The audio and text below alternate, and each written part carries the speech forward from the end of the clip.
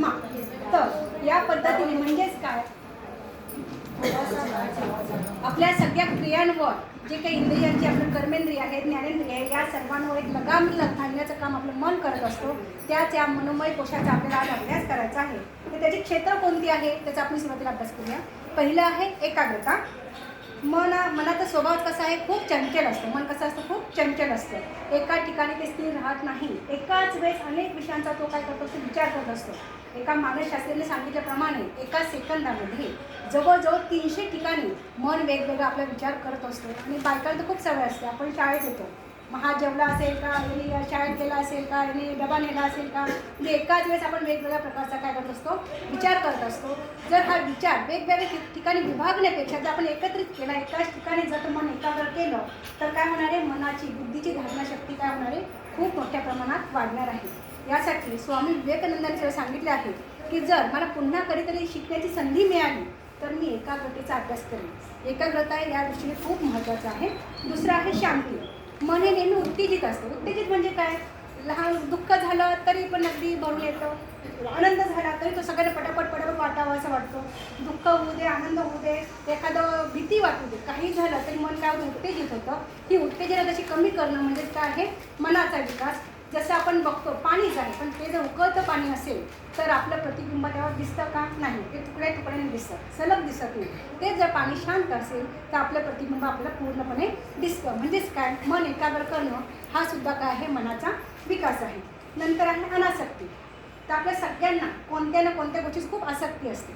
आसक्ती म्हणजे काय, आपण तर चिटकून राहतो, मला हवं हवं हवं हवं असं खूप असतं. ही जी अनासक्ती, आपली आसक्ती आहे ती आपण हळूहळू कमी करायची आहे आणि अनासक्तीकडे आपलं मन वळवायचं आहे. नंतर द्वंद्वाची समाप्ती. द्वंद्वाची समाप्ती म्हणजे काय, आपण एकाच वेळेस दोन गोष्टींचा विचार करतो. द्वंद्व म्हणजे काय, दोन विधा मनात, कधी ते अगदी आनंद होतो, लगेच दुःख होतो. समजा मी पास झाले तरी माझी मैत्रीण पण पास व्हायला पाहिजे, तू पास झाली ना, तुझा आनंद घे, तसं होत नाही. आपण एकाच वेळेस राग, द्वेष, आनंद, दुःख सगळे एकत्र करतो. ही विधा मनावस्था काय करायची, आपल्याला ही समाप्ती करायची आहे आणि एका ठिकाणी मन नियंत्रित करायचं, म्हणजे आपल्या निश्चयाकडे आपल्या मनाला न्यायचं आहे. निश्चित जे काय आपले हे असेल, काय एम असेल त्याकडे आपल्या मनाला आपण घेऊन जायचं आहे. त्याच्यानंतर आहे विकारांपासून मुक्तता. विकार आपल्या सगळ्यांना माहीत आहे, राग, लोभ, मद, मत्सर हे जे सगळे शरीर आहे हे आहे मनाचे. हे मनामध्ये सगळे सारखेच असतात. म्हणजेच काय, हे मनाचे काय शत्रू आहे.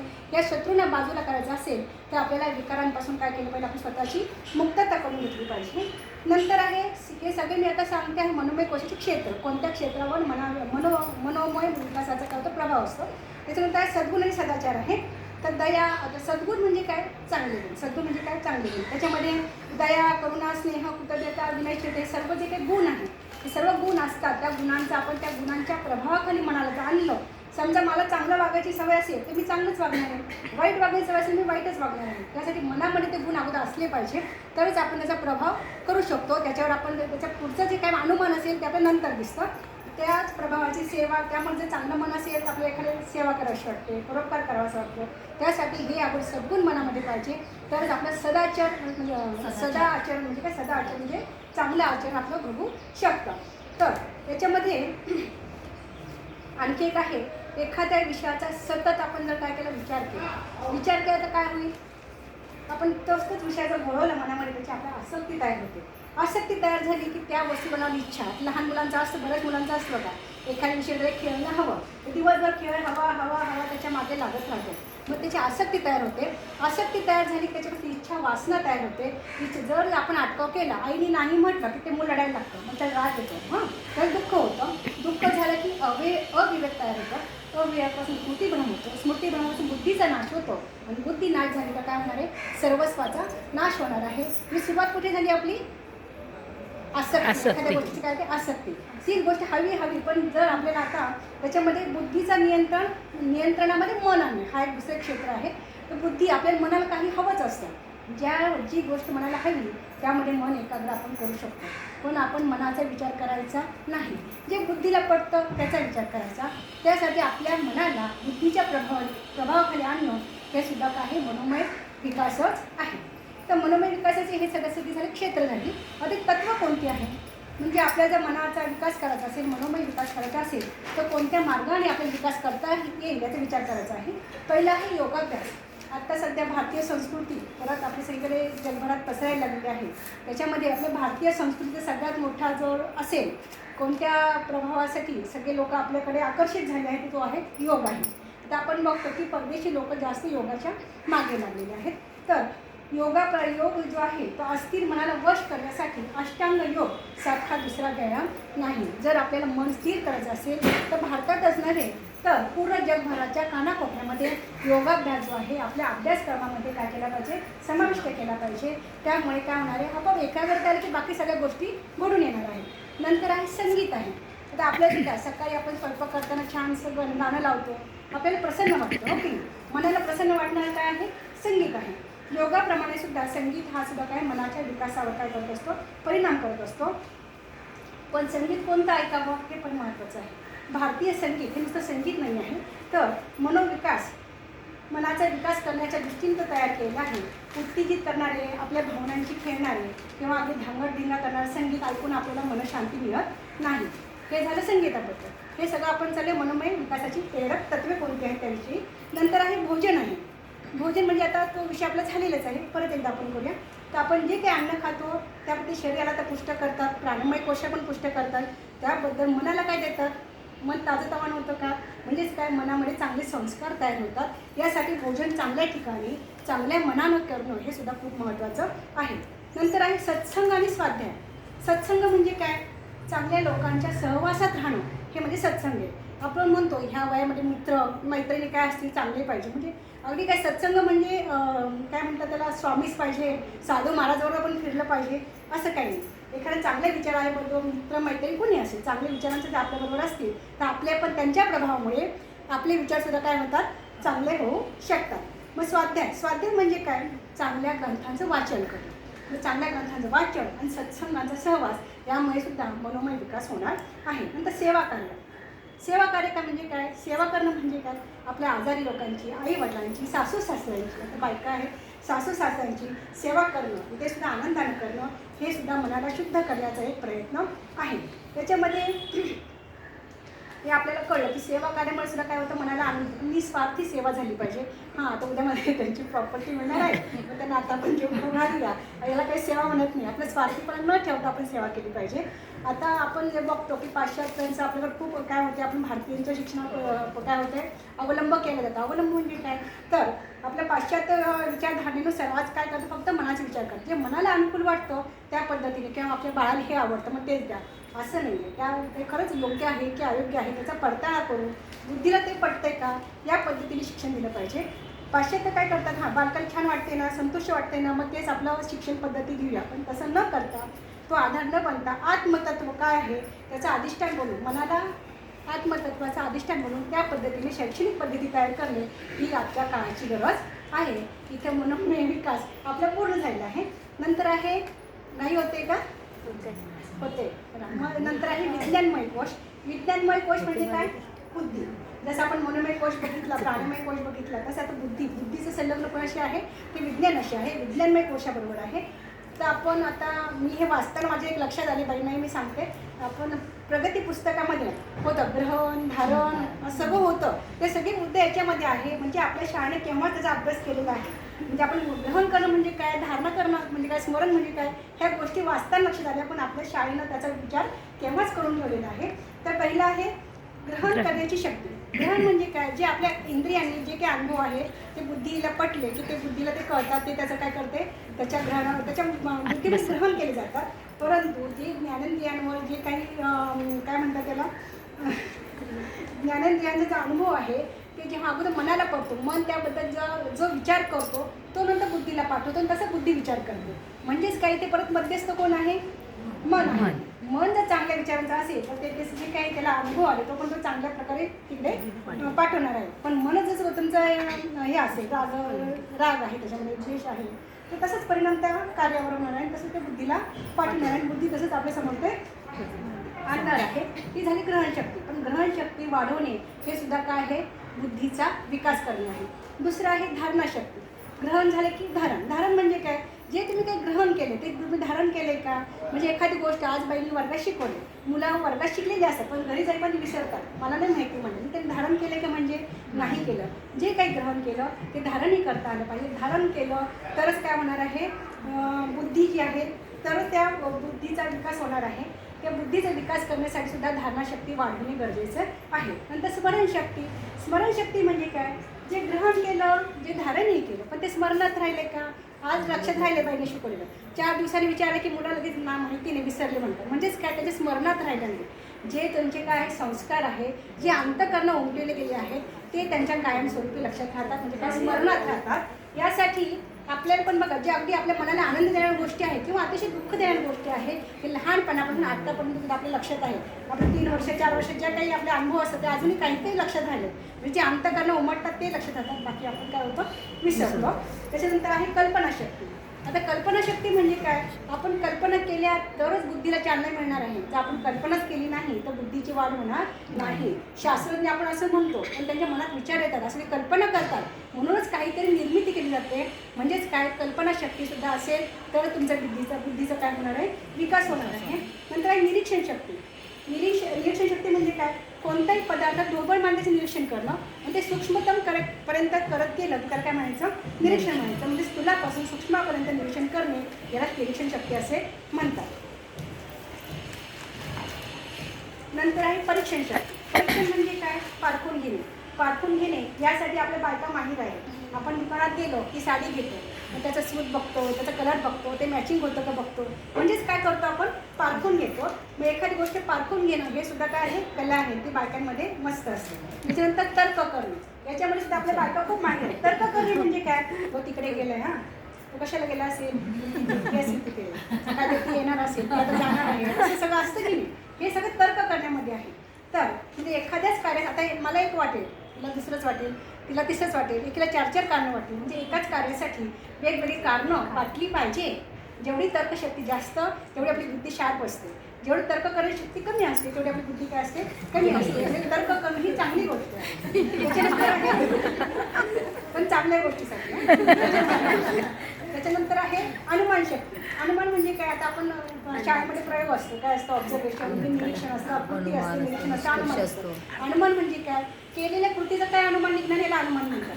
पण कधी होतं असं एका ठिकाणी धूर दिसतं पण आपण त्याचं कारण शोधतो, कारण अरे धूर लागले, हां म्हणजे तिथे ते पेटवले कुणीतरी, शेकोटी केली काहीतरी, म्हणजे काय? तुमचा अनुमान, तुम्ही तुमच्या मनाने घेतलेला अनुभव असतो. किंवा एखादा आपण जाताना अरे इकडे पाऊस झाला, आमच्या तिकडे पाऊसच झाला नाही, जर जमीन ओढी दिसेल काय म्हणते इथे पाऊस पडला, ही काय? अनुमान शक्ती आहे. तर अनुमान शक्तीसुद्धा विकास करणं हा सुद्धा काय? बुद्धीचा विकास आहे. नंतर विश्लेषण. कोणताही पदार्थ किंवा घटना तिच्या सर्व बाजूने विचार केला. एखादीच गोष्ट असते पण सर्व बाजूने, आता समजा अगदी आपण काही एखादी वस्तू बाजारात ना आणली, अगदी साखर आणली, समजा अगदी साखर जरी आणली, ती जाड आहे, कधी कधी साखर गोड नसते बरं का, म्हणजे असतं, असं मला अनुभव आहे. ती गोड आहे का, ती चांगल्या ठिकाणी आहे का, स्वच्छ आहे का, म्हणजे सगळ्या बाजूने विचार करणं हे काय आहे? संश्लेषण आहे, विश्लेषण आहे. मग संश्लेषण म्हणजे काय? वेगवेगळी क्षेत्र त्यांचाही एकत्र अभ्यास करतो आपण, पण त्याच्यामध्ये पण वेगवेगळ्या घटना एकत्र करून एक मोठी घटना जर घडलेली असेल तर प्रत्येक क्षेत्राचा वेगवेगळा अभ्यास करायचा आणि त्याचा पुन्हा एकत्रितपणे अभ्यास करायचा, याला म्हणतात संश्लेषण. संश्लेषणाचा जर विकास झालेला असेल तर आपोआप काय होणार आहे? बुद्धीचा विकास होणार आहे. आता हे सगळं झालं, आपण विज्ञानमय कोशाचं काय बघितलं? क्षेत्र बघितली. आता आपण बघणार आहोत त्याची तत्व. तत्व म्हणजे काय? कोणत्या गोष्टीमध्ये आपण त्याचा विकास घडून आणू शकतो, कोणत्या पद्धतीने घडून आणू शकतो याचा अभ्यास करायचा आहे. पहिला आहे अभ्यास, लगेचच अभ्यास. विज्ञान म्हटलं, बुद्धी म्हटली की काय आठवतं? अभ्यास. तर शाळांमध्ये आपण बघतो बरेच विषय असतात, पण त्याच्यामध्ये भाषा, गणित, विज्ञान, तर्कशास्त्र या विषयांचा अभ्यास केला तर बुद्धीच्या वेगवेगळी शक्ती, बुद्धी म्हणजे वाचन म्हणजे एक शक्ती झाली, बरोबर, तर्क करणे वेगळी शक्ती, संख्या वेगळी शक्ती आहे, अशा वेगवेगळ्या शक्तीचा आपल्या कायला अभ्यास करायला हवा तर आपल्या बुद्धीला चालना मिळणार आहे. म्हणून हे विषय शाळेमध्ये अनिवार्य असतातच म्हणायला, पण असलेही पाहिजे. नंतर आहे अभ्यासाची पद्धत. जी काही पद्धत करतो म्हणजे काय? प्रत्येक शाळेची शिकवण्याची पद्धत असते, तर प्रत्यक्ष शिकण्याची पद्धती, शाळेतील निरनिराळे कार्यक्रम किंवा आपण आता क्रियाकलाप होते हे सगळं जे घेतो यामधलं काय करतं? वेगवेगळ्या शक्तीचा, मुलांचं फक्त रोज वाचन की वाचन नको किंवा रोज एकदा खेळ आहे की खेळ नको, म्हणजे वेगवेगळ्या त्यांच्या बुद्धीला चालना मिळणारे, बुद्धीला संधी मिळणारे वेगवेगळे ॲक्टिव्हिटीज म्हणा, क्रियाकलाप घेणं महत्त्वाचं आहे. आता जिज्ञासा काय आहे? प्रत्येकामध्ये असते. एखादी गोष्ट घडली, का घडली, किती घडली, म्हणजे आपण जे विचारत असतो जिज्ञासा म्हणायचं. ज्ञान मिळवणं ही प्रत्येकाच्या मनाला वाटत असते की ज्ञान मिळवलं पाहिजे. पण ज्ञान मिळवण्यासाठी काय पाहिजे, आपली जिज्ञासा नेहमी जागृत असायला पाहिजे. पण त्या जिज्ञासावर अनेक दोषांचे आवरण असतात. एक एक आवरण दूर केलं की बुद्धी काय होणार आहे, प्रकाशित होणार आहे. त्यासाठी जिज्ञासी वृत्ती असणे खूप आवश्यक आहे. नंतर आहे मन. आता मनोमय विकास आपण बघितलाच आहे. आता त्याच्यामध्ये काय बघितलं आपण, मनाची एकाग्रता, अनासक्ती किंवा काय हे काय तुझं शांतता आहे, शिवाय सद्गुण आहे, सदाचार आहे. हे सगळे विषय जर आपण एकत्र केले की त्याचा पण परिणाम म्हणजे मन जर आपण ह्या पद्धतीने तयार झालं असेल तर आपल्या विज्ञानमय कोशाचा म्हणजेच त्या बुद्धीचा विकास होणार आहे. नंतर आहे श्रद्धा आणि सेवा. त्याच्यामध्ये पुन्हा भगवद्गीता आली आहे. जरी विज्ञान आहे, बुद्धी आहे, तरी पण भगवद्गीतेचा अभ्यास त्या काळामध्ये किती मोठ्या प्रमाणात झालेला आहे आपल्या लक्षात येतं. भगवद्गीतेमध्ये सुद्धा म्हटले काय, श्रद्धा असेल, एखाद्या कामाची तत्परता असेल आणि काय असेल, इंद्रिय संयम असेल तर आपल्याला ज्ञान मिळणार म्हणजे मिळणारच. ज्ञान मिळवण्यासाठी ज्ञान मिळवायची इच्छा तर लागते. त्याशिवाय त्या जे काम आहे ते श्रद्धा पाहिजे. नुसतं करायचं म्हणून एखादं काम केलं की ते बघा, म्हणजे आपण मनापासून स्वयंपाक जरी केला तरी पण गोडी उतरते, हाताला चव आहे म्हणतो, पण ते याला काही ते शिव्या द्या, त्याला गडबड करता, आपल्याला ती चव येत नाही. म्हणजेच काय, ती श्रद्धा पाहिजे. तुम्ही करणार आहोत ते आपण अन्नपूर्ण आहोत असं म्हणून तुम्ही ते श्रद्धेने स्वयंपाक केला त्याला चव येणार आहे. तसंच हा बुद्धीचाही विकास होणार आहे. आता बाईंची परवा मी घेतली नव्हती. आता 2 कोश झालेलेच आहे. शेवटचा कोश आहे आनंदमय कोश. आनंदमय कोश अगदी थोडक्यात होतं म्हणून मी त्याच पूर्ण करून घ्यायचं. तर आनंदमय कोशाचा विकास. आता आनंदमय कोश म्हणजे काय, आता आपण बघितलं, मन बघितले, प्राणमय बघितले. आनंद म्हणजे काय येते, अंतःकरण. अंतःकरणाला ज्या गोष्टी आनंदाच्या वाटतात ते झाला आनंदमय कोश. अंतःकरण म्हणजेच काय, हे आनंदमय कोश आहे. हा कोश आत्मतत्वाच्या प्रकाशाने प्रकाशित झालेला आहे. आत्मतत्व. आता प्रत्येकाला आत्म्याचा आपण अजून वेळ असं म्हणतात, 60 नंतर बघूया, 70 नंतर बघूया. पण आत्मतत्वाचा प्रकाश त्याचं काय असेल, त्याच्या प्रकाशाने प्रकाशित झालेला आहे, ते आहे अंतःकरण आहे. त्याचा क्षेत्र विस्तार कोणता आहे, अंतःकरण शुद्ध करणं हे सगळ्यात महत्त्वाचं आहे. म्हणजे आत्मा शुद्ध असेल तर आपोआप काय होणार आहे, आपल्या आनंदमय कोशावर त्याचा काय होणार, विकास होणार आहे. तर चित्तावर म्हणजे आपले जे अंतःकरण आहे त्याच्यावर सर्व प्रकारचे संस्कार केलेले असतात. मग ते ज्ञान जे असतील, कर्म जे असतील, कर्म तर माहिती, ज्ञानच माहिती, भाव जे असतील, तर ह्या चित्तावर पूर्वजन्मीचे तसेच अनुवंशिकसुद्धा काय केले संस्कार झालेले असतात. तर ह्या संस्कारापासून चित्ताला मुक्त करणे म्हणजेच काय, चित्त शुद्ध करणे. जर चित्त शुद्ध झाले तर आपोआप काय होणार आहे, आत्मतत्वाचं अगदी असखलित काय म्हणतात प्रतिबिंब आपल्याला दिसणार आहे. जसं की आरसा आपण बघतो, स्वच्छ धुतलेला असेल, पुसलेलं आपलं प्रतिबिंब छान दिसतं. तसंच जर चित्त व्यवस्थित स्वच्छ झालेलं असेल तर आत्मतत्वाचं प्रतिबिंब आपल्याला स्वच्छ दिसणार आहे. पण जर आत्मतत्व तुमचं शुद्ध झालेलं नसेल, चित्त शुद्ध झालेलं नसेल तर आरशाला धूळ पडली की आपलं चित्र कसं दिसतं, अंधुक दिसतं, कडू दिसतं. त्याप्रमाणे तुमचं अंतःकरण होणार आहे. त्यासाठी अंतःकरण स्वच्छ करणं, चित्त स्वच्छ करणं खूप महत्त्वाचं आहे. जर एकदा चित्त स्वच्छ झालं तर काय होणार आहे, शुद्ध झालं तर आपले मूळ जे स्वरूप आहे, म्हणजे आपण खरंच कसे आहोत, मूळ स्वरूप प्रकट होतं. ते प्रेम स्वरूप असतं, आनंद स्वरूप असतं, सौंदर्य व ज्ञानाने ते युक्त असतं. एक वेगळं छान एक आत्मतत्व आपल्याला बघायला मिळतं. आता आनंदमय कोशाचा विकास हा काही जास्त आपल्याला काहीच प्रयत्न करायला लागत नाही. कधी जर आपण अन्नमय कोशापासून विज्ञानमय कोशापर्यंत सर्व विकास व्यवस्थित केलेला असेल तर आपल्याला आनंदमय कोश विकास करायची वेगळी आपल्याला काय घ्यायला लागत नाही, वेगळे काय घ्यायला लागत नाही, कष्ट घ्यायला लागत नाही. अन्नमय कोशापासून विज्ञानमय कोशापर्यंत योग्य प्रकारे विकास हाच आहे आनंदमय कोशाच्या विकासाचा मार्ग काय करतो, प्रशस्त करतो, मोकळा करतो. मग आपोआप तो काय होणार आहे, विकास होणार आहे. आता मग सांगितल्याप्रमाणे स्वार्थ त्यागी, स्वार्थ न ठेवता सेवा करणं हा सुद्धा काय आहे, आनंदमय कोशाचा काय आहे, विकासाचा आहे. त्याच्यानंतर ध्यान, जेव्हा परिपक्व आपण ध्यान करतो, मेडिटेशन करतो, पण परिपक्व म्हणजे काय, जेव्हा त्याला समाधीची काय मिळते, तुला काय म्हणायचं, शब्द आठवा, जेव्हा समाधीपर्यंत आपण जाऊ शकतो. कधी जाऊ शकतो, जर आपलं ध्यान कसं असेल, परिपक्व असेल. ही सुद्धा काय आहे, आत्मतत्व शुद्ध होतं. याचं एक आहे, एक तुम्हाला मिळालं. तसंच अपेक्षारहित वृत्तीनं कार्य केलं सुद्धा चित्त शुद्ध होतं. भक्ती आणि प्रेमानं सुद्धा चित्त शुद्ध होतं. आहार जर, आणि पुन्हा याच्यावर सुद्धा आहे, आहार शुद्ध असेल तर सुद्धा तुमची विचार करण्याची प्रवृत्ती असेल, कृती करण्याची असेल, ते सुद्धा काय होतात, शुद्ध होतात. म्हणजेच काय, आनंदमय कोश हा सर्व कोशांचा काय आहे, सारांश आहे. चारही कोश तुम्ही व्यवस्थित केले, विकसित केले तर आनंदमय कोश आपोआप काय होणार आहे, त्याचा विकास होणार आहे. आता हे सर्व आपण पंचकोश बघितले, तरी क्षेत्र बघितले आणि काय बघितले, तत्व बघितली.